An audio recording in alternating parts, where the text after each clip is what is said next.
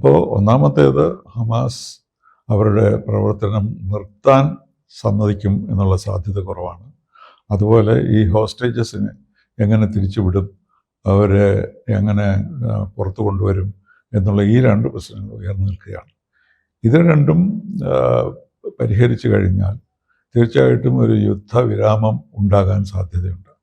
ആ യുദ്ധവിരാമം ഉണ്ടാകുകയും അതുപോലെ ഇപ്പോൾ നമ്മൾ കേൾക്കുന്നത് പോലെ ഇസ്രായേലിൻ്റെ കാര്യങ്ങൾ, ഗാസയുടെ കാര്യങ്ങൾ നോക്കാനായിട്ട് ഒരു ഇൻ്റർനാഷണൽ ബോഡി സൃഷ്ടിക്കാൻ ശ്രമിക്കുകയൊക്കെ ചെയ്യുന്നു. ഇതൊക്കെ നല്ല കാര്യങ്ങളാണ്. പക്ഷേ പ്രധാനമായിട്ടുള്ളത് ഒന്നാമത് ഹമാസ് യുദ്ധം നിർത്തിവെക്കേണ്ടിയിരിക്കുന്നു, അവരുടെ ആയുധങ്ങൾ കീഴ്വഴങ്ങേണ്ടിയിരിക്കുന്നു. അതുപോലെ തന്നെ ഇവരെ ഇസ്രായേലി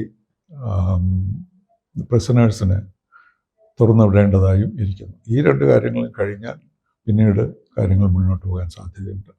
പക്ഷേ ഇസ്രായേൽ ഇത് പ്രിൻസിപ്പൽ 20 പോയിൻ്റ് പ്രോഗ്രാം അംഗീകരിച്ചിട്ടുണ്ടെങ്കിലും അതിൻ്റെ സ്പെസിഫിക് ആയിട്ടുള്ള കാര്യങ്ങൾ വരുമ്പോൾ ഇനിയും അഭിപ്രായ വ്യത്യാസങ്ങൾ ഉണ്ടാകാം.